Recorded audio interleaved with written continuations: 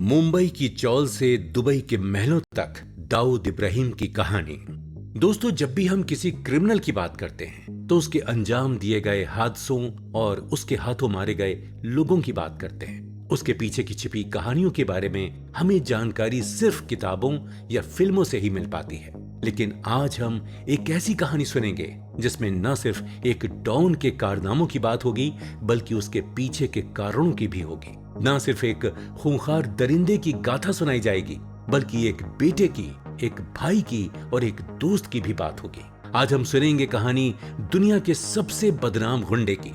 एक ऐसा गुंडा जिसने शहर की गंदगी में जन्म लिया मगर पूरी दुनिया पर राज किया। एक ऐसा गैंगस्टर जो अपने से पहले आए सभी चोरों से अलग था। एक ऐसा जल्लाद जिसने बदला लेने के लिए शहर का शहर जला दिया। और एक ऐसा टेररिस्ट जिसने न सिर्फ इंडिया में बल्कि अमेरिका तक में दहशत फैलाई। जी हां दोस्तों, आज हम बात करेंगे दाऊद की, डोंगरी का सबसे नालायक लड़का। आखिर कौन है दाऊद? सिर्फ एक स्मगलर या फिर एक टेररिस्ट? शायद नहीं। दाऊद एक आम लड़का ही तो था। उसने भी सपनों के शहर मुंबई को अपना दिल दिया था। उसने भी मेरे और आपकी तरह फिल्मों से और क्रिकेट से प्यार किया था। उसका भी एक परिवार था, दोस्त थे। पर उसकी जिंदगी ने कुछ ऐसे मोड़ लिए कि आज भी हम उसके नाम को दबी जुबान में लेते हैं। आज भी दुनिया भर की सरकारें उसके पीछे हाथ धोकर पड़ी हैं। और आज भी जब कहीं कोई क्रिकेट मैच में एक आसान सा कैच छोड़ा जाता है तो हम बोल उठते हैं, जरूर दाऊद ने मैच फिक्स करवाया होगा। आज के सोशल मीडिया दौर में भी आंखों से ओझल रहने के बावजूद उसकी परछाई ड्रग्स, टेररिज्म, सेक्स ट्रेड और स्मगलिंग सभी काले धंधों पर दिखाई पड़ती है। पर सबसे पहला सवाल तो यही किया जाता है कि आखिर दाऊद है कहां? कोई कहता है कि वो पाकिस्तान में है, कोई कहता है कि दुबई में है, कोई मानता है कि वो सऊदी में पनाह लिए हुए है, और कुछ तो ये भी कहने लगे हैं कि वो अब है ही नहीं, मर चुका है। मगर एक बात तो मैं पूरे कॉन्फिडेंस के साथ कह सकता हूं कि वो जहां कहीं भी हो, उसकी जिंदगी का एक एक पहलू, उसकी एक एक कड़ी, उसका किया हुआ हर एक गुनाह और उसकी सोची हुई हर एक साजिश आज भी उतनी ही इंटरेस्टिंग है जितनी कि उस जमाने में हुआ करती थी। दाऊद ने जैसे अपने गोरख धंधे में दिमाग लगाया है, शायद ही किसी और डॉन ने लगाया हो। चाहे वो स्मगलिंग के नए तरीके हों या पुलिस से बचने के पैतरे हों, चाहे वो बदला लेने की लंबी प्लानिंग हो या दोस्ती निभाने की मिसाल, दाऊद हर बात पर औरों से आगे ही रहा है। शायद यही वजह है कि दुनिया के मोस्ट वांटेड मैन होने के बावजूद भी वो अपने सालों की कमाई हुई दौलत पर आज भी अय्याशी कर रहा है।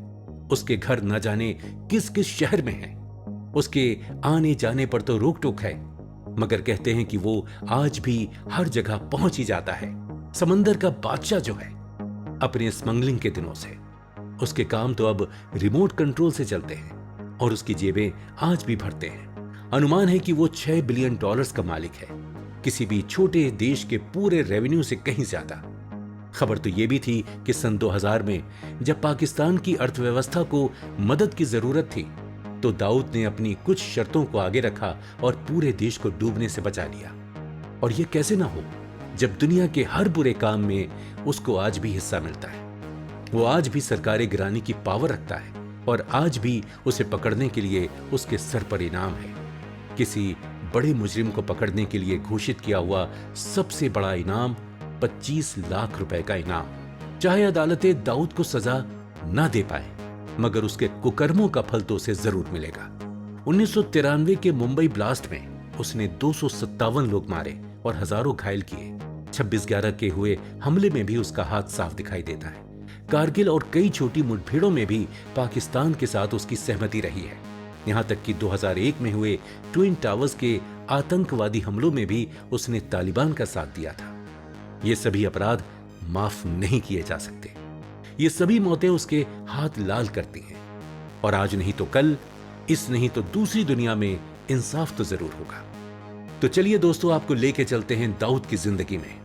उसके डोंगरी में बीते बचपन से होते हुए हम उसके दुबई फरार होने तक के सफर पर रोशनी डालते हैं और समझने की कोशिश करते हैं कि एक बड़े शहर की छोटी सी बस्ती का आम सा लड़का कैसे एक जल्लाद बन गया। आप सुनते रहिए कुकू एफएम। दोस्तों नमस्कार, आप सुन रहे हैं कुकू एफएम पर डोंगरी के डॉन की ऑडियो बुक। मैं हूं आरजे गौहर परवेज। कुकू एफएम सुने जो मन चाहे।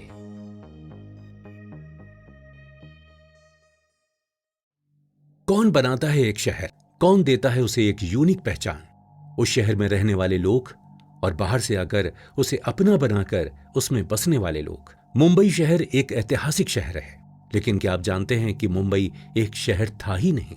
मुंबई दरअसल 7 छोटे छोटे टापू थे, 7 अलग अलग आइलैंड्स। अंग्रेजों ने यहां आकर इसका नक्शा ही बदल दिया। आबादी बढ़ी, अंग्रेजी हुकूमत ने अपनी पकड़ मजबूत की और ये 7 आइलैंड्स जोड़े जाने लगे। रेलवे लाइंस का इसमें एक बहुत बड़ा योगदान रहा है। जैसे ही ट्रेनों ने अपनी रफ्तार पकड़ी, वैसे ही मुंबई में कारोबार और व्यवसाय ने भी अपनी धाक जमाई। यहां हर तरीके का काम होने लगा, पैसा आने लगा और इस सब के साथ साथ आने लगे भारत के हर कोने से लोग। यूपी से किसान आए तो कराची से बनिए, बंगाल से कलाकार आए तो आंध्रा से सुनार। सबने अपनी अपनी जगह बनानी चाहिए इस बढ़ते हुए शहर में, क्योंकि मुंबई एक पोर्ट भी है। विदेशी यातायात, पर्यटक और आयात निर्यात ने भी अपना सिक्का जमा लिया। पुलिस प्रबंध बढ़ने लगा क्योंकि व्यापारिक झगड़े बढ़ने लगे और इस सारी गुत्थम गुत्थी के बीच कई छोटे बड़े गुंडों ने अपना नाम बनाया। वरदराजन, हाजी मस्तान और करीम लाला, ये नाम किसी जमाने में मुंबई में दबी जबान में लिए जाते थे। इनसे ना सिर्फ आम जनता बल्कि पुलिस, प्रशासन और कई अंतर्राष्ट्रीय कंपनियां भी खौफ खाती थी। शायद ये मानना सही होगा कि कुछ हद तक ये सभी बड़े डॉन मुंबई के लोगों के मसीहा थे। गरीबी वायरल इन्फेक्शन की तरह फैले जा रही थी और ये सभी डॉन शायद रॉबिन हुड की तरह देखे जाते थे, जो कि अमीरों को लूट कर न केवल अपनी जेबें बल्कि कुछ गरीब समुदायों की भी मदद किया करते थे। इन सभी ने मुंबई को बड़े पर्दे पर भी मशहूर किया। इनके जीवन पर कई फिल्में बनी हैं और आज तक लेखकों और फिल्म निर्माताओं का रुझान मुंबई के चुनिंदा डॉन्स की तरफ हमेशा ही रहता है। इस लिस्ट में मैंने दाऊद का नाम नहीं लिया है। ये दाऊद के बुजुर्ग थे, उससे पहले आए थे। इनके सामने दाऊद बस एक कल का आया छोकरा भर था। इनका दबदबा दाऊद के डॉन बनने से पहले कम होता गया और दाऊद ने इसी मौके का फायदा उठाकर मुंबई में अपना सिक्का जमा लिया। पर हम आज की इस कहानी में आगे जंप कर गए हैं। दाऊद के डोंगरी से दुबई तक के सफर को पूरी तरह समझने के लिए हमें उसके सभी बापों के बारे में जानना होगा। मुंबई के उन दिनों के हालात को समझना होगा और बिना किसी डर के खून और आतंक की कहानियां सुननी होंगी।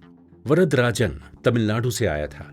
उसके पास कुछ नहीं था, सड़क पर रहता था, प्लेटफॉर्म पर सोता था, कुली का काम करता था, क्योंकि और कुछ करने की काबिलियत नहीं थी उसमें। छोटी मोटी चोरी भी साथ ही साथ शुरू कर दी। कहते हैं कि मुंबई सपनों का शहर है, तो वरदराजन ने भी सपने देखना शुरू कर दिए। उसे अब बड़ा बनना था, पैसा कमाना था और जो धिक्कार बचपन से उसने सही थी, उसे पलटने के लिए समाज में रुतबा भी चाहिए था। रेलवे ट्रैक से कहीं ज्यादा मुनाफा डॉक्स पर था। मुंबई में समुद्र से ही सब कुछ आता है, ठंडी हवा, आतंकवाद और पैसा भी। वरदराजन ने डॉक्स का सामान चोरी करना शुरू किया। हर गुंडे को राज करने के लिए एक गिरोह की जरूरत होती है। उस गिरोह को जमा करने के लिए नौजवान लड़कों की जरूरत होती है। तो वरदराजन ने भी अपने ही समुदाय के तमिल लड़कों को अपने साथ जोड़ा और अपना काम बढ़ाना शुरू कर दिया। धारावी में उसका सिक्का चलने लगा। उसका नाम लेकर लोगों के अधूरे काम बनने लगे और वरदराजन एक कुली से वर्धा भाई बन गया। मुंबई का राजा बनने के सफर में वो अकेला नहीं था। उसके सामने एक और बड़ा खिलाड़ी था, मस्तान मिर्जा। मस्तान मिर्जा उर्फ सुल्तान मिर्जा उर्फ हाजी मस्तान। ये नाम आपने शायद पहले भी सुना हो।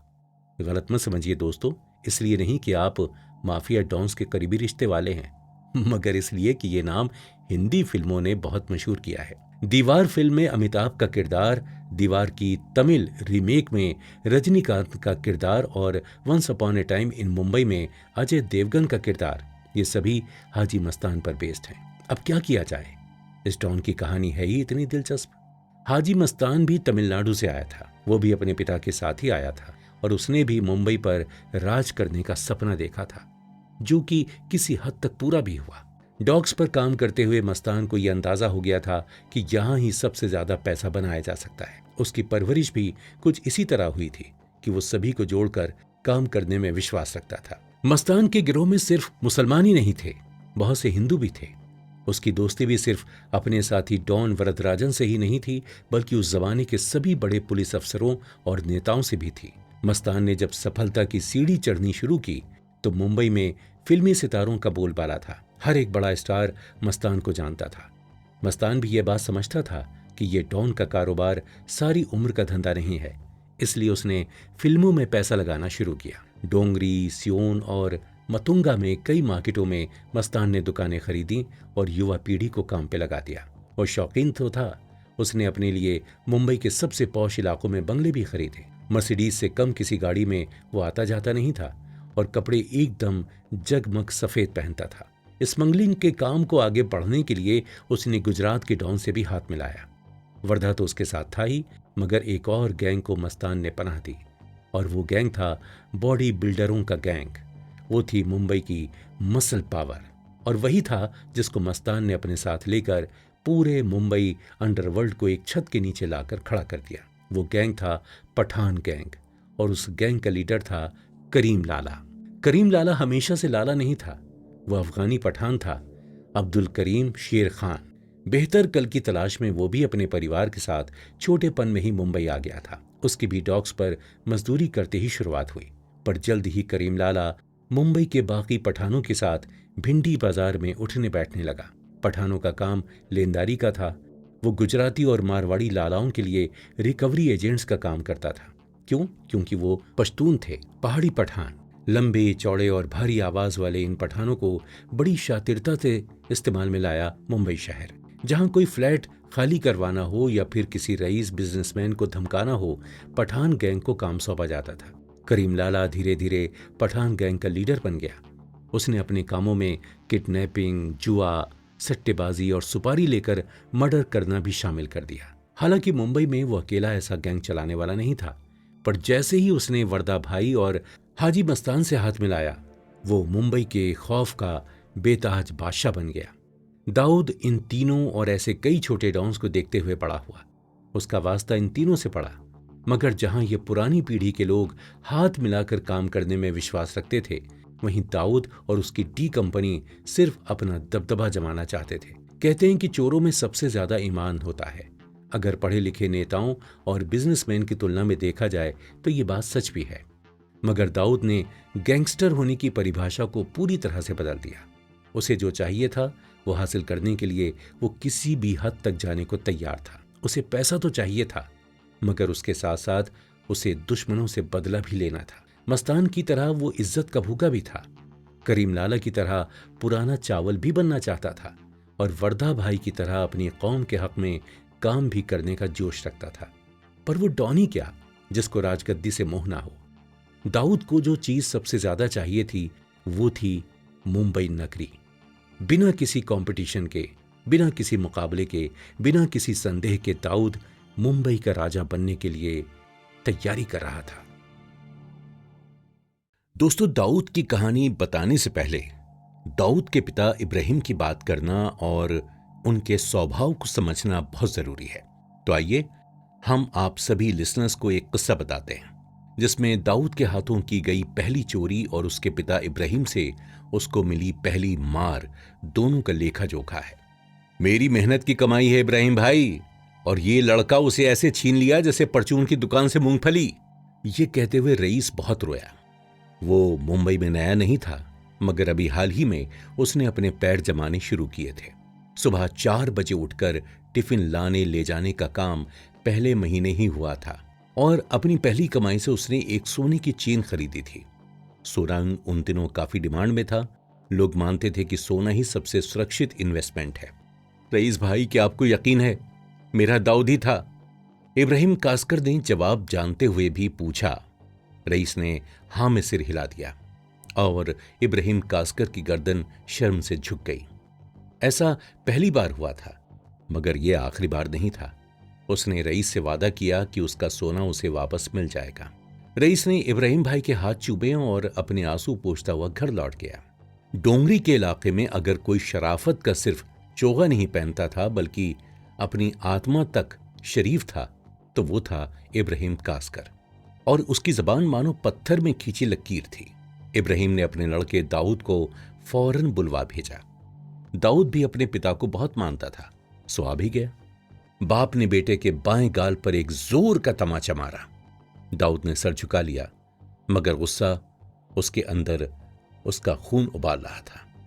ये सिखाया मैंने, इब्राहिम गरजा, और पूरे मोहल्ले को पता चल गया कि इब्राहिम का लड़का चोर है।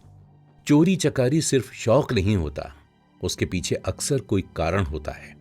दाऊद के पास भी अपने बाप के दिखाए नेकी के रास्ते को छोड़ गुंडागर्दी के रास्ते पर चलने के कई कारण थे, मगर अनजाने ही सही उसका सबसे बड़ा कारण बना उसका पिता इब्राहिम कासकर। इब्राहिम अपने परिवार को लेकर रतनगिरी से मुंबई आया और वहां उसे पुलिस में कांस्टेबल की नौकरी मिल गई। ये इज्जत का काम था और इब्राहिम खुश था, मगर इज्जत के साथ पैसे का बैर ही रहता है, तो इब्राहिम का परिवार गरीबी में ही अपने दिन काटता था। ऊपर की कमाई के खिलाफ रहने वाला इब्राहिम अपने सभी साथी हवलदारों से पैसों में पीछे रह गया, मगर उसकी ये ईमानदारी उसके अफसरों को इतनी पसंद आई कि पुलिस में उसका ओहदा बढ़ता चला गया और देखते ही देखते वो हेड कांस्टेबल बन गया। आजकल की तुलना में यह लगेगा कि हेड कांस्टेबल बन जाना कोई बड़ी बात नहीं है, मगर हमें समझना होगा कि ये बात 1960 यानी 1960 के दशक की मुंबई की है। मुंबई की पुलिस फोर्स में एक हेड कांस्टेबल बहुत बड़ी हस्ती माना जाता था। उसके पास न केवल पुलिस वर्दी की पावर थी, बल्कि समाज का सपोर्ट भी था। डोंगरी में जब किसी को कोई भी परेशानी होती, वो हेड कांस्टेबल इब्राहिम भाई के पास अपनी अर्जी लगाता। इब्राहिम तो ईमानदार था, इसलिए उसने अपने ओहदे से पैसे नहीं कमाए, मगर हां, नाम इतना कमाया कि अंडरवर्ल्ड के सरगना भी उसकी इज्जत करने लगे। जब पूरा मुंबई करीम लाला और हाजी मस्तान के नाम भर लेने से डरता था, तब इब्राहिम कासकर एक लौता ऐसा इंसान था जो उन दोनों की बैठकों में बिना इनविटेशन और बिना बताए जा सकता था। उसे कोई नहीं रोकता था, उसकी बात टालने वाला कोई नहीं था, और उसके दिए हुए सुझाव मुंबई के डॉन भी सर आंखों पर रखते थे। तो सवाल ये उठता है कि आखिर फिर ऐसा क्या हुआ कि दाऊद ने अपने पिता के कमाए नाम को मिट्टी में मिला दिया? क्यों वो ऐसे रास्ते पर चल पड़ा जहां से वापस लौटना नामुमकिन था? इन सवालों का जवाब दाऊद के बचपन में ही कहीं छुपा हो शायद। आइए कहानी के अगले पड़ाव में मैं आपको इन सब सवालों को समझाने की कोशिश करता हूं, इनके जवाब कुरेदने की कोशिश करता हूं। मुबारक हो, राजयोग लिए लड़का पैदा हुआ है। अमीना भी निराले शाह बाबा को बड़ा मानती थी। उनके पति को यह बात खास पसंद नहीं थी, मगर अपनी बीवी को खुश रखने के लिए वो अक्सर बाबा के मजार पर चादर चढ़ाया करते थे। एक बार जब वो दोनों अपने बड़े बेटे के पैदा होने के बाद बाबा के मजार पर माथा टेकने गए, तो पीर बाबा ने अमीना बी और इब्राहिम के चेहरे को देखकर कहा, तुम्हारा एक ही लड़का है? नहीं, एक और होगा, और वो बड़ा होगा, बहुत बड़ा। उसकी छाप इस दुनिया पर ऐसी पड़ेगी कि पीढ़ियां याद रखेंगे उसे। ये कहकर पीर बाबा वापस अपनी समाधि में चले गए, मगर इब्राहिम का चेहरा कैसे खिल सा गया था। उसको लगा कि आज पहली बार खुद ऊपर वाले ने उससे बात की है। उसने बाबा की बात को इतना मान दिया कि अब अमीना बी की जिद करने से पहले ही इब्राहिम मजार पर चादर चढ़ाने चला जाया करता। ऐसा नहीं है कि इससे पहले इब्राहिम ऊपर वाले में विश्वास नहीं रखता था या उसे मानता नहीं था, पर शायद उसे भी पीर बाबा की बात सुनकर यह आभास हो गया था कि उसका होने वाला दूसरा बेटा खास होगा, इस दुनिया पर राज करने वाला होगा। 26 दिसंबर 1955 के दिन कासकर परिवार में आखिर वो खुशी की लहर दौड़ ही गई। एक बेटे ने जो जन्म लिया था। पीर बाबा की बात को ध्यान में रखते हुए इब्राहिम ने अपने लड़के का नामकरण किया। एक ऐसा नाम सोचा जो न सिर्फ राजयोग की भविष्यवाणी पर खरा उतरे, बल्कि स्वभाव में मधुरता और रगों में बल भी रखे। बाइबल और कुरान में एक ऐसे ही देवता का जिक्र किया गया है जिसका नाम है डेविड, या अरबी में कहें तो दाऊद।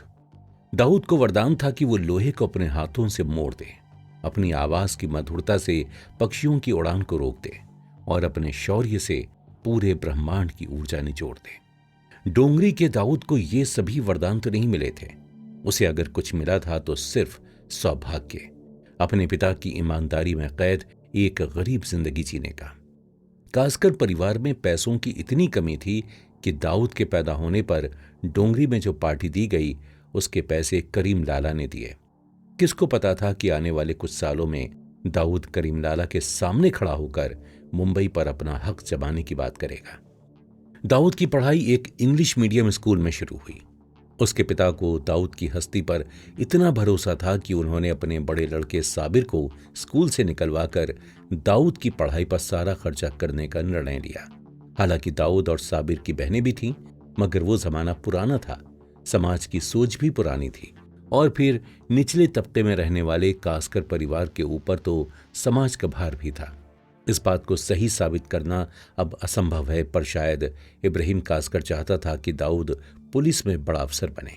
इस सपने को पूरा करने के लिए ही शायद उसने दाऊद को स्कूल के बाद ट्रैफिक पुलिस वॉलंटियर में भर्ती करा दिया। दाऊद को छुटपन से ही ये सब पसंद नहीं था। इतनी मेहनत करना और थक हार कर वही सूखी दाल रोटी खाना उसे अच्छा नहीं लगता था। कहते हैं कि मुंबई में सच्चे सपने देखने वालों के हालात देर सवेर बदलते ही हैं। कास्कर परिवार के हालात भी बदले, लेकिन अच्छे के लिए नहीं। एक केस के चलते मुंबई पुलिस के बड़े अफसरों की कामचोरी को छुपाने के लिए हेड कांस्टेबल इब्राहिम को सस्पेंड कर दिया गया।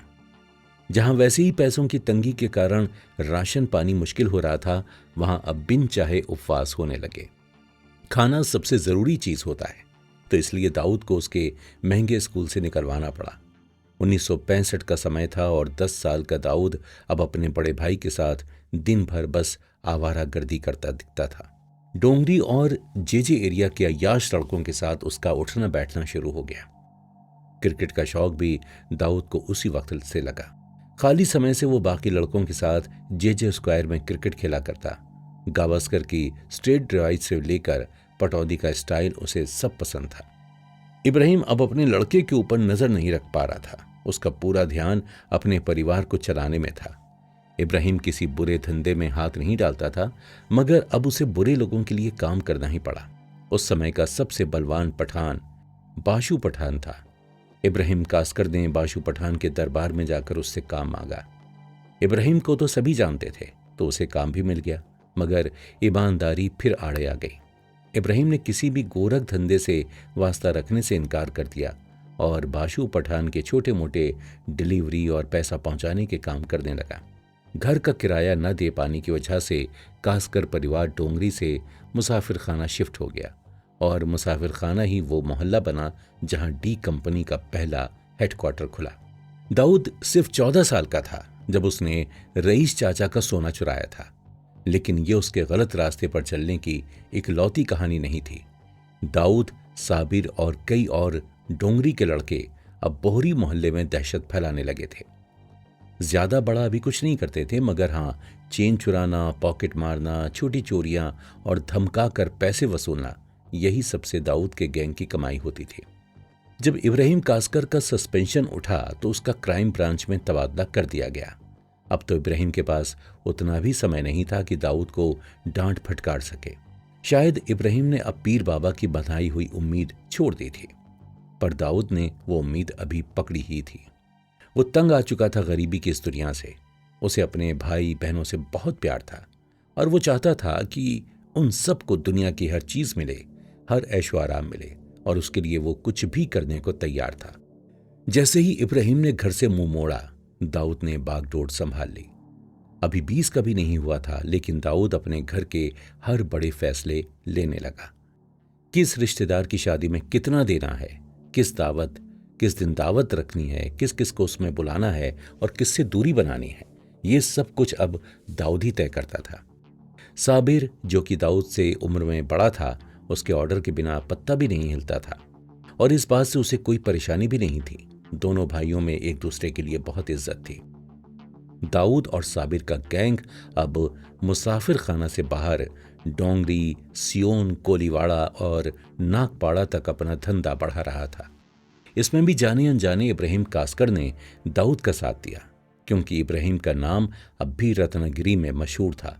वहां के गांव से कई मुसलमान लड़के जब भी मुंबई आते तो इब्राहिम चाचा को सलाम करने जरूर आते थे। इब्राहिम भी उन बच्चों की मदद करता, किसी को कोई खोली दिलवाता तो किसी की नौकरी के लिए सिफारिश लगवाता। मगर इन नए लड़कों के आने से सबसे ज्यादा फायदा दाऊद को ही हुआ। वो बिना किसी शोर शराबे के इन नए लड़कों को अपने गिरोह में शामिल करता गया। क्योंकि ये मुंबई में नए थे, दाऊद की बातों से और उसके स्वभाव से काफी प्रभावित होते थे। उन्हें जरूर ये लगता होगा कि इब्राहिम चाचा का लड़का दाऊद उनका मसीहा है और मुंबई में उनकी जिंदगी बेहतर बनाने का इससे अच्छा मौका क्या ही मिलेगा कि दाऊद भाई के साथ काम कर पाएं। इस नए उभरते गैंग ने लेकिन शुरुआत तो छोटी ही की थी। उनका एक बहुत ही फेमस चोरी का तरीका था घड़ियों की अदला बदली। भिंडी बाजार की कुछ दुकानों में ये नए लड़के काम पर लग गए थे। उन दुकानों में हर तरीके का चोरी का और कस्टम में जब्त हुआ सामान बिका करता था। जो लड़के बात करने में तेज थे वो ग्राहक को भांप कर उसे अपने जाल में फंसाते थे। सड़क पर चलते किसी सेठ को एक महंगी स्विस वॉच दिखाते थे, उसको ललचाते थे कि इतने कम दाम में इतनी नायाब घड़ी कहीं और नहीं मिल सकती। सेठ भी लालच में आ ही जाते थे। ये याद रखने वाली बात है कि हम 1970 के आसपास की घटनाएं सुन रहे हैं। उस जमाने में इंपोर्टेड चीजों का और खास करके इंपोर्टेड घड़ियों का बहुत जोर था। लोगों को बड़ा शौक था। जिस भी पैसे वाले के पास इंपोर्टेड घड़ी होती उसका रुतबा औरों से कहीं ऊपर होता। तो जब सेठ घड़ी खरीदने को राजी हो जाते तो लड़के उन्हें दुकान के अंदर ले जाते। वहां चाय पानी का ढोंग चलता और उस नायाब घड़ी को पैक किया जाता। जब सेठ पैसे देकर चमकदार पैकिंग में घड़ी ले जाते और घर जाकर खोलते तो डिब्बे में पत्थर का टुकड़ा या कोई टूटी पुरानी घड़ी पाते। ये खेल दाऊद के गैंग ने कुछ साल खेला। इससे कमाई अच्छी होती थी और नौजवानों को स्टाइल में रहने का मौका भी मिलता था। पुलिस रिकॉर्ड्स में है कि कई बार इस गिरोह को पकड़ने के लिए कंप्लेंट्स की गईं।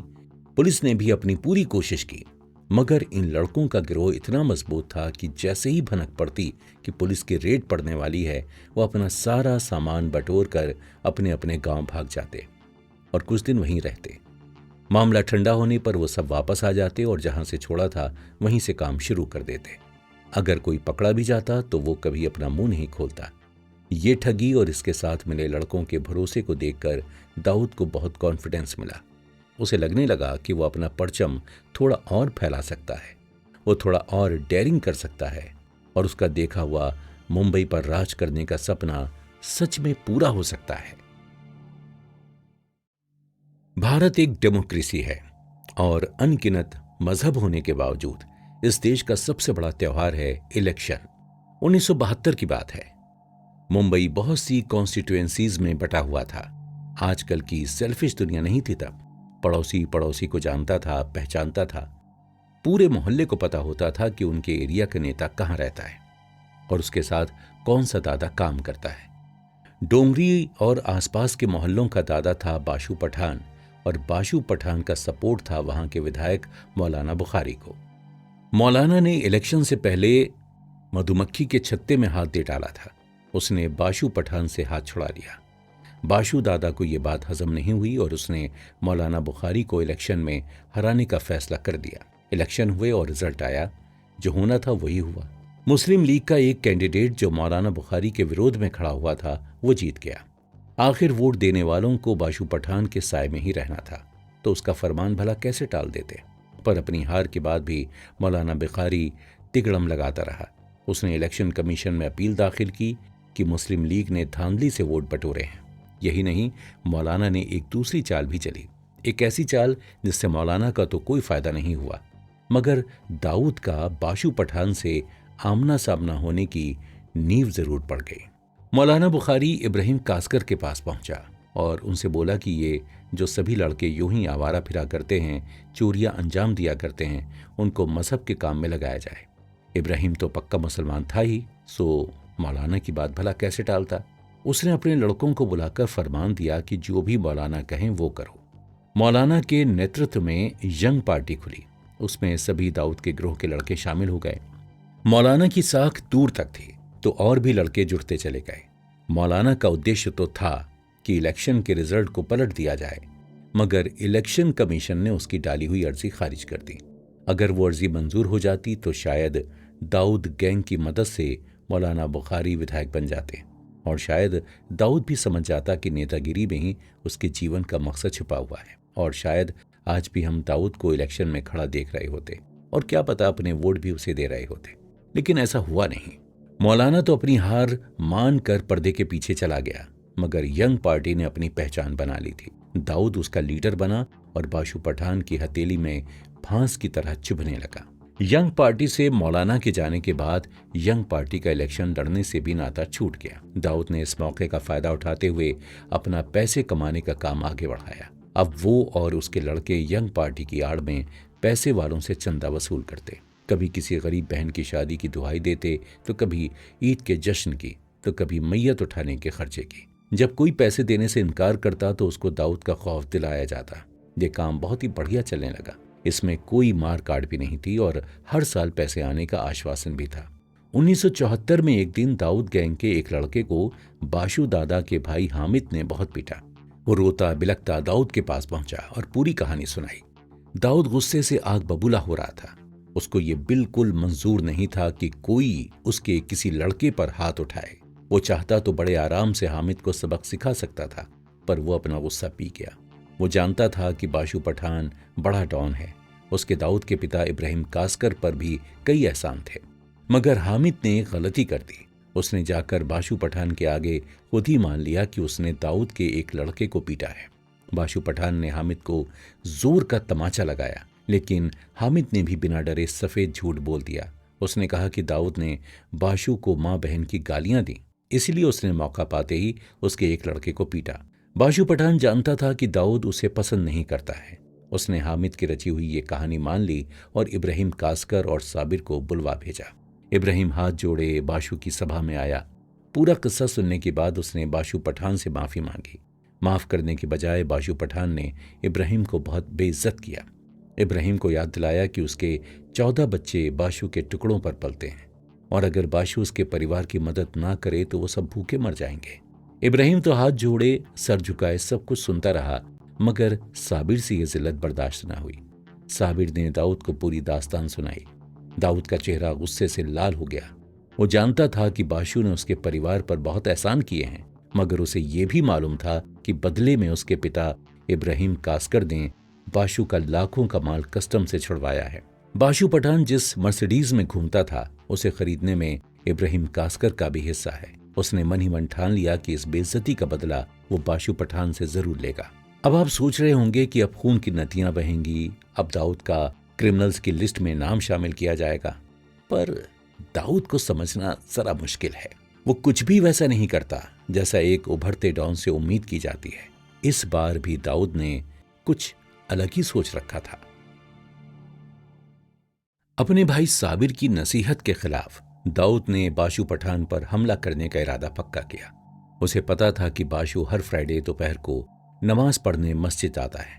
इस वक्त ना उसके पास बंदूकें रहती हैं और न ही ज्यादा पठान। इससे अच्छा मौका नहीं हो सकता। तो पूरी प्लानिंग के साथ दाऊद ने अपने लड़कों को तैनात कर दिया। जैसे ही बाशु पठान नमाज पढ़कर बाहर निकला, दाऊद के गैंग ने उस पर हमला बोल दिया। नहीं, एक भी गोली नहीं चली, एक चाकू तक नहीं उठा। हमला हुआ, खून भी बहा, मगर हमले का हथियार अनोखा था। सोडा की बोतलें। लड़कों ने एक के बाद एक दे दनादन बोतलें फेंकना शुरू की। पूरा पठान गैंग सख्ते में आ गया। बाशु जानता था कि एक ना एक दिन दाऊद अपने बाप की बेइज्जती का बदला लेने जरूर आएगा, मगर उसके बाप ने भी कभी नहीं सोचा होगा कि इस तरह से आएगा। उसे समझ नहीं आया कि इस वार का जवाब कैसे दे। कांच की बोतलें उनके सर पर, मुंह पर और हाथों पर फूटती रहीं। खाल में शीशे के छोटे छोटे टुकड़े घुसे जा रहे थे और खून धीरे धीरे रिसने लगा था। दाऊद बोतलें फेंक रहा था और अपने दुश्मन की हालत देखकर हंस रहा था। बाशु को यह बर्दाश्त नहीं हुआ कि कल का आया लौंडा उसको उसके ही लोगों के सामने बोतलों से मार मार कर उस पर हंस रहा है। उसने सीधा दाऊद की तरफ हमला करना चाहा। बाशु पठान लंबा चौड़ा पहलवान था। दाऊद उसके सामने कुछ भी नहीं था। ये बात दाऊद को भी पता थी और वो इसके लिए तैयार भी था। जैसे ही बाशु पठान दाऊद पर अकेला लपका, उसने एक बक्सा आगे किया और अंदर से लाइट बल्ब निकालकर वो बरसाना शुरू कर दिए। बाकी लड़कों को भी दाऊद के इस प्लान के बारे में पता था। दाऊद ने उनको ऑर्डर दे रखा था कि जैसे ही बाशु उस पर अकेला हमला करे, वो सब बाकी पहलवानों को घेर लें और उन पर बोतलों और बल्बों की बौछार जारी रखें। बल्ब के बारीक टुकड़ों से चोट तो लगी रही थी, मगर कांच के चूरे से बदन पर जलन भी हो रही थी। इतनी चोट खाकर तो हाथी भी घुटने टेक देता, पर बाशु खड़ा रहा। उसका ड्राइवर अब तक समझ गया था कि यह लड़ाई आज जीती नहीं जा सकती। वो मर्सिडीज पार्किंग से निकाल कर लाया और बाशु को अंदर डाला। लड़कों ने बोतलें बरसाना जारी रखा। अब बाशु के शरीर के बाद उसके अहंकार पर वार हो रहा था। मर्सिडीज के पीछे का शीशा टूट गया, उसकी टेल लाइट भी चकनाचूर हो गई। बाशु पठान आज पहली बार हार मानकर मैदान से भाग रहा था। ये पूरा नजारा नमाज पढ़ने आए सभी लोग दूर खड़े होकर देख रहे थे। कुछ बच्चे तो बोतलों की मार को तमाशा समझकर तालियां भी बजा रहे थे। भले ही किसी ने अपने मुंह से ये बात उस दिन ना कही हो, मगर सब समझ गए थे कि उनका अगला दादा कौन है। लेकिन दाऊद का प्लान अभी बाकी था। उसे पता था कि अगर बाशु का अहंकार तोड़ना है तो पूरी तरह तोड़ना होगा, वरना वो जब पलट कर वार करेगा तो पूरे गैंग का सफाया ही कर देगा। दाऊद अपने लड़कों को लेकर फौरन बाशु के दरबार तेमकर मोहल्ला पहुंचा। वहां भी सन्नाटा छाया हुआ था। सभी पठान बाशु दादा के पास गए हुए थे, लेकिन पूरे मोहल्ले के लोग अपने घरों में नमाज पढ़कर आ चुके थे। दाऊद ने हाकी उठाई और दरबार को तहस नहस करना शुरू किया। एक एक वार उसके पिता को दी गई एक एक गाली का बदला ले रहा था। पूरा मोहल्ला, जिसने उस दिन इब्राहिम कास्कर का झुका हुआ सर देखा था, आज बाशु की टूटी हुई रीढ़ की हड्डी देख रहा था और साथ ही साथ देख रहा था बाशु को ललकारने वाले आदमी का गुस्सा। मेज, कुर्सी, तंबू, बम्बू और यहाँ तक कि बाशु पठान के पहलवानों के लिए खास रखी हुई बादाम दूध की मशीन भी तोड़ दी गई। ये दाऊद की दूरअंदेशी और राजनीतिक समझ ही थी कि वो बाशु पठान के स्वभाव को जानता था। उसे पता था कि इतनी बेइज्जती होने के बाद बाशु फौरन कुछ नहीं करेगा। वो ये तक जानता था कि बाशु अपना चेहरा अपने लोगों में अब कई महीनों तक नहीं दिखाएगा। कुछ लोग ये भी मानते हैं कि दाऊद के इस प्लान में एक तीसरी कड़ी भी थी। 1 महीने बाद ही मुंबई पुलिस ने बाशु को गिरफ्तार कर लिया। उस पर लगाए हुए पुराने मुकदमों में अब कोई सबूत हाथ लग गए थे। ये करनी दाऊद की थी या उसकी किस्मत की, ये तो पता नहीं, मगर इस वजह से दाऊद को एक मौका मिला और उसने पहली बार वो रणनीति का इस्तेमाल किया जिसके लिए आने वाले समय में उसे याद किया जाता रहा। दाऊद ने बाशु पठान के बाहुबली खालिद से हाथ मिला लिया। खालिद को कभी वो इज्जत नहीं मिली थी जिसका वह हकदार था, और दाऊद ये बात न सिर्फ जानता था बल्कि इसका इस्तेमाल कैसे करना है ये भी समझता था। इस घटना के बाद दाऊद का सिक्का पूरी तरह से जम गया। अब कोई उसे नीची नजर से नहीं देखता था। डोंगरी का ये 17 साल का शेर अब बड़े जंगल में शिकार करने के लिए तैयार था। हाजी मस्तान की फोटो आए दिन पेपर में छपा करती थी। इसलिए नहीं कि वो स्मगलर था और पुलिस उसके पीछे थी, बल्कि इसलिए कि वो हर बड़ी फिल्मी पार्टी और मुहूर्त पर मौजूद होता था। हाजी मस्तान ने कभी खुद को मुंबई का डॉन नहीं बोला। वो हमेशा पब्लिक की आंखों के सामने रहता था। उसके सारे काले धंधे सबको खुश करते हुए ही चलते थे, चाहे वो पुलिस हो, नेता हो या फिर बड़े इंडस्ट्रियलिस्ट। दाऊद को मस्तान की ये बात बिल्कुल नहीं पसंद आती थी। वो समझता था कि मस्तान अपनी पावर का फायदा उठाता है और बुरा बनने से भी बचता है। उसे ये भी लगता था कि इसी वजह से मुंबई के बाकी डॉन्स को सभी बहुत ही बुरी नजर से देखते हैं। ये तो तय था कि अगर किसी को मुंबई पर राज करना है तो उसे हाजी मस्तान के ऊपर से गुजर कर निकलना पड़ेगा। लेकिन दाऊद एक मौके के इंतजार में था और उसके सामने मस्तान की भरे बाजार बेइज्जती करने का मौका आ ही गया। दाऊद के 2 लड़कों को हाजी मस्तान के किराए के 2 पठानों ने बहुत बेरहमी से मारा। यह साल 1974 की बात है। दाऊद अब 19 साल का हो गया था। हालांकि डोंगरी में उसको सब एक दादा के रूप में जानने लगे थे। बाकी मुंबई में उसे कोई नहीं पहचानता था। जैसे ही दाऊद को यह खबर मिली, उसने मन ही मन बदला लेने की मुहिम तैयार की। वो जानता था कि मस्तान को बाशु की तरह अहंकार तोड़कर नहीं हराया जा सकता। मस्तान को अपनी एक ही चीज पर नाज था और वही उसकी इकलौती कमजोरी भी थी, यानी पैसा। दाऊद ने प्लान बनाया कि मस्तान का पैसा लूटा जाए। डॉग्स पर आने वाला स्मगलिंग का माल जब बिकता था तो उसका एक हिस्सा मस्तान को पहुंचा दिया जाता था। पैसा पूरा कैश में ही इधर से उधर ट्रांसफर किया जाता था। इस काम को करने के लिए मस्तान ने कई मारवाड़ी सेठों को काम दिया हुआ था। वो सेठ खरीदार पार्टी से पैसा लेकर उसे मस्तान के बताए हुए एड्रेस पर ले जाया करते थे। अंडरवर्ल्ड में ये भी खबर थी कि ये मारवाड़ी सेठ एकदम बुद्धू किस्म के लोग हैं, जो पैसा अकेले ही बिना किसी मुस्टंडे को साथ लिए लाया ले जाया करते हैं। दिसंबर के एक दिन दाऊद के अपने मुस्टंडे सैयद सुल्तान को एक टिप मिली। उसे पता चला कि मस्तान के रुपए लेकर एक सेठ मस्जिद बंदर से मस्तान के घर जाएगा।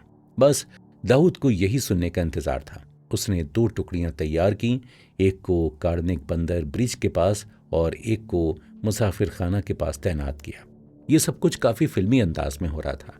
दाऊद का गैंग भले ही अपनी ऊंचाइयां छूने की तरफ बढ़ रहा था, मगर अब भी उस युवा गैंग को काम से ज्यादा स्टाइल ने प्रभावित कर रखा था।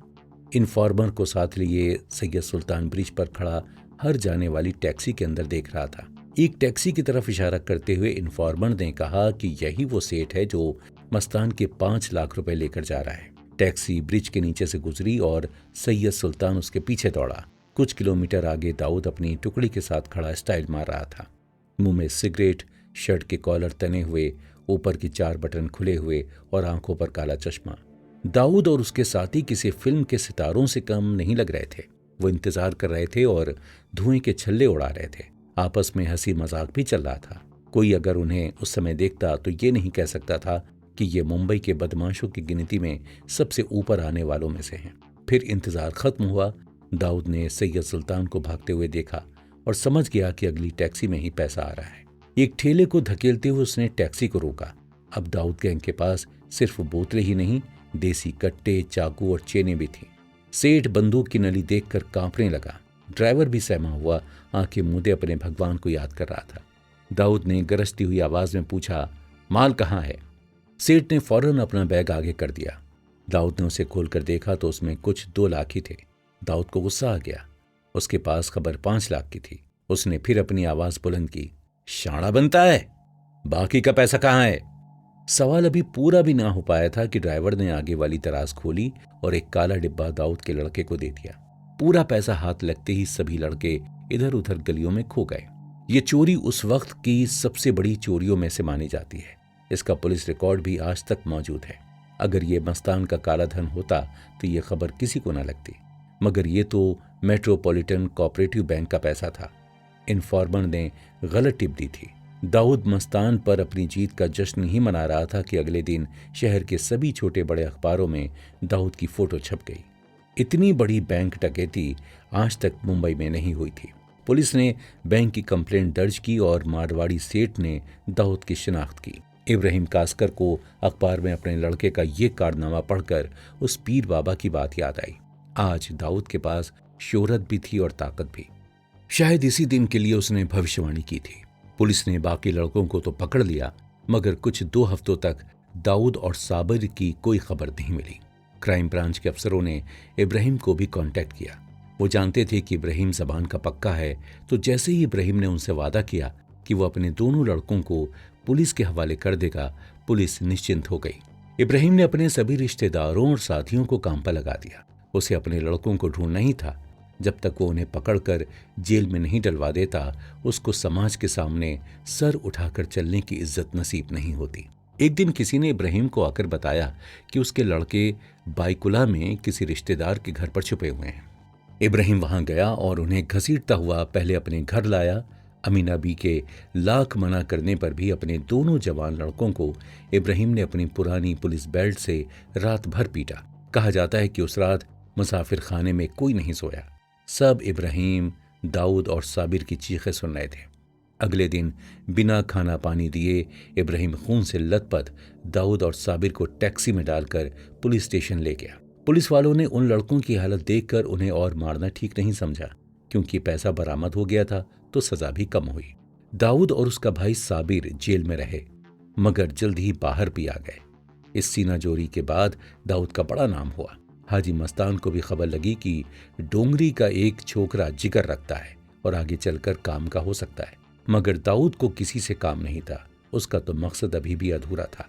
मगर भले ही दाऊद ने मस्तान के पैसों पर चोट ना पहुंचाई हो, वो उसकी नजर में जरूर आ गया था, और साथ ही साथ अपने चहीते मुंबई की नजर में भी। मौलाना बुखारी के साथ हाथ मिलाने के बाद और यंग पार्टी का लीडर बनने के बाद दाऊद को पता था कि राजनीति उसके राजयोग को पूरा करने के लिए एक कारगर रास्ता हो सकती है। बैंक डकैती के 2 साल बाद दाऊद ने एक बार फिर राजनीति में अपने हाथ डालने चाहे, और इस बार उसके साथ थे राजनीति के 2 बड़े पिलर्स, जर्नलिज्म यानी कि मीडिया और पुलिस। इकबाल नतीक एक युवा पत्रकार था। वो भी रत्नागिरी से मुंबई आया था और इब्राहिम कास्कर को अच्छे से जानता था।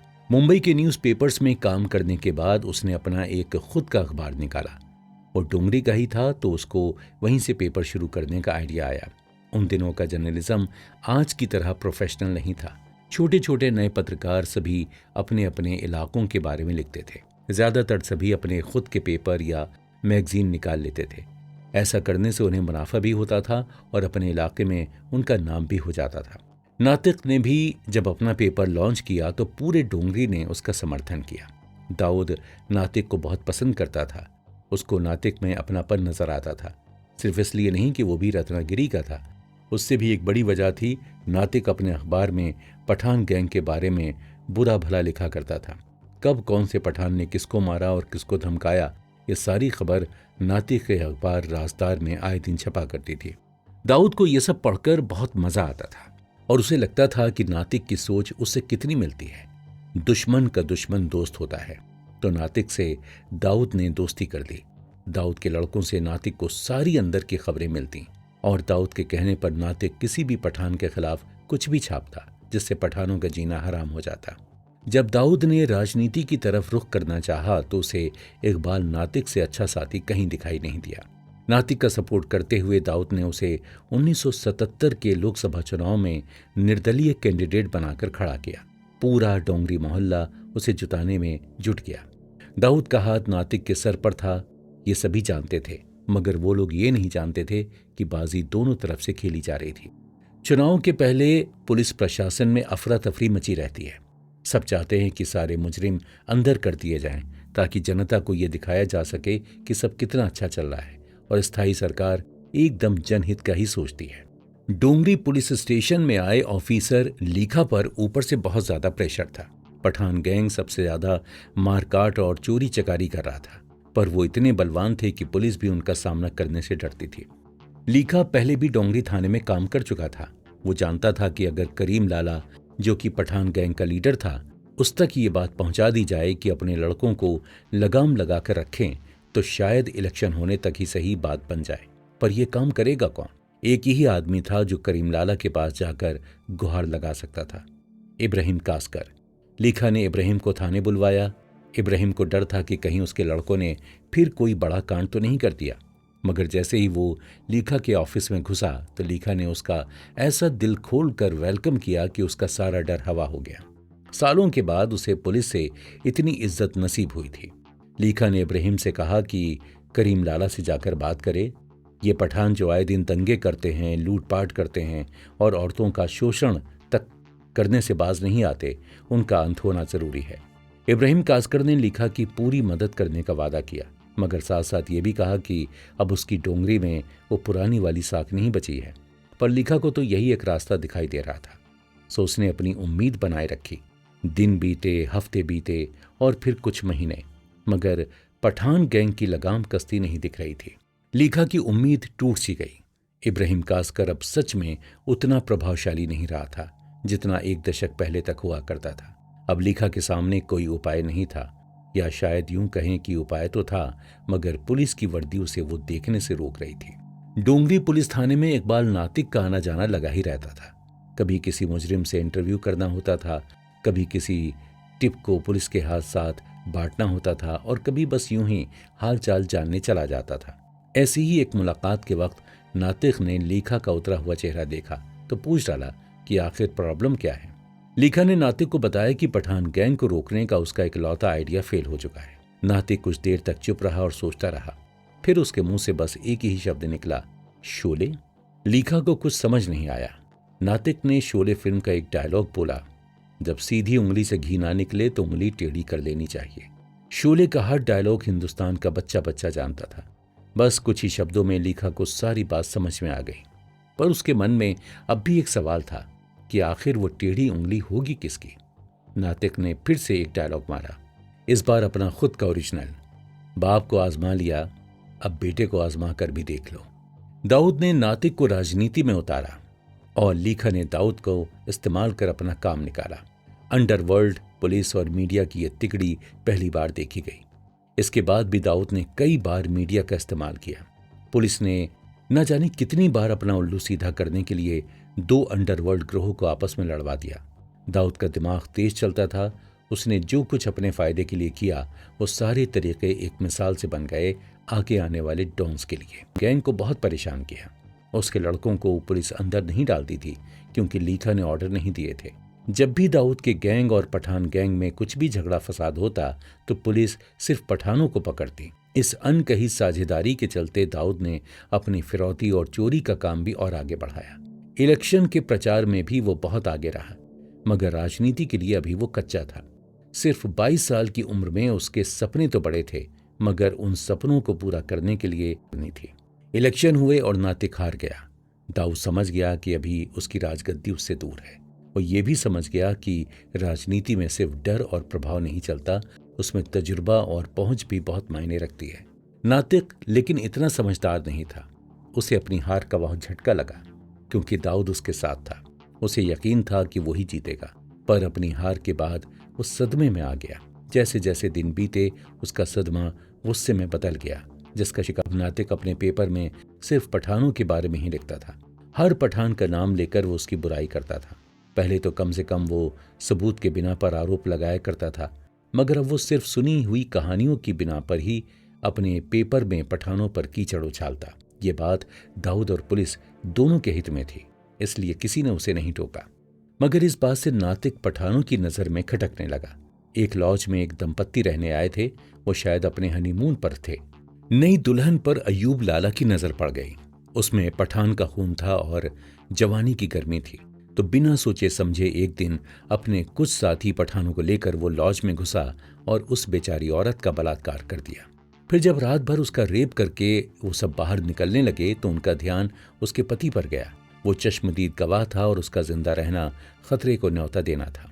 दोनों मियाँ बीवी को काट कर पठान वहां से चल दिए। ऐसा डरावना और निर्दयी मंजर डोंगरी के इलाके में पहले कभी नहीं देखा गया था।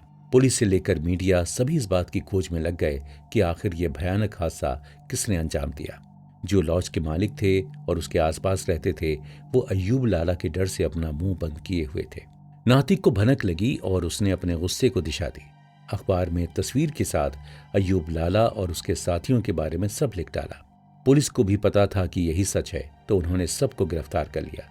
कुछ महीने जेल में रहने के बाद जब अय्यूब लाला रिहा हुआ तो उसका एक ही मकसद था, नातिक का खात्मा। 17 अगस्त की रात को उसने नातिक को उसी के घर से उठवा लिया। गाड़ी में चलते चलते ही नातिक को पीटा गया और महिम पहुंचते तक उसके अधमरे शरीर को खाड़ी में फेंक दिया गया। नातिक हिम्मत वाला था। वो जैसे तैसे रेंगते हुए रोड तक आया और मदद के लिए हाथ उठाए। जहां आजकल लोग इंसान को मरता हुआ देख अपना रास्ता बदल लेते हैं, वहीं उन दिनों मुंबई का दिल बड़ा हुआ करता था। कुछ अनजान लोगों ने नातिक को हॉस्पिटल पहुंचाया। नातिक ने लीखा और दाऊद को पूरी कहानी बताई, लेकिन 2 दिन बाद अपनी चोटों के बोझ तले उसके शरीर ने उसकी इच्छा शक्ति का साथ छोड़ दिया। ये पहली बार था कि दाऊद का कोई करीबी मारा गया था, और वो भी एक ऐसा इंसान जिसे वो अपना दोस्त मानता था। उसने शपथ ली कि अय्यूब लाला को नहीं छोड़ेगा। बहुत से लोग ये मानते हैं कि नातिक की मौत ने दाऊद के जीवन को बदल दिया। अब तक जो दाऊद सिर्फ पैसा कमाने और नाम बनाने में रुचि रखता था, नातिक की हत्या के बाद उसके सर पर बदले का जुनून सवार हो गया। बाशु पठान को हराए दाऊद को 1 साल हो चुका था। उसके डोंगरी से जाने के बाद ही पठानों और दाऊद गैंग में झगड़े शुरू हुए थे। खालिद पहलवान को अपने साथ लेकर दाऊद ने फिर एक दूर की चाल चली थी जो इस साल काम आने वाली थी। खालिद को अय्यूब लाला से घिन आती थी। वो उसके हाथों बहुत बेइज्जत हो चुका था और अय्यूब का औरतों पर हिंसक होना भी उसे बिल्कुल नापसंद था। दाऊद ये सभी बातें जानता था। उसने खालिद को अय्यूब लाला को पकड़ने का काम सौंपा। कुछ महीने तक तो अय्यूब लाला और उसके साथी छुपे रहे। दाऊद भी उन पर घात लगाए सब्र करता रहा, पर आखिर एक गुंडा कब तक अपने आप को काबू में रख पाता। एक दिन खालिद को खबर मिली कि अय्यूब लाला शराब के एक अड्डे पर आया हुआ है। खालिद बिना किसी को बताए अकेला ही वहां पहुंच गया। अय्यूब ने जब खालिद को देखा तो उसे एक इंसान की जगह एक हैवान दिखाई दिया होगा। खालिद की आंखों में खून उतर आया था। उसकी नसें फड़फड़ा रही थीं और वो एक ही चीज करना चाहता था, अय्यूब का खून। खालिद ने अय्यूब का कॉलर पकड़ा और उसे घसीटता हुआ सड़क पर ले आया।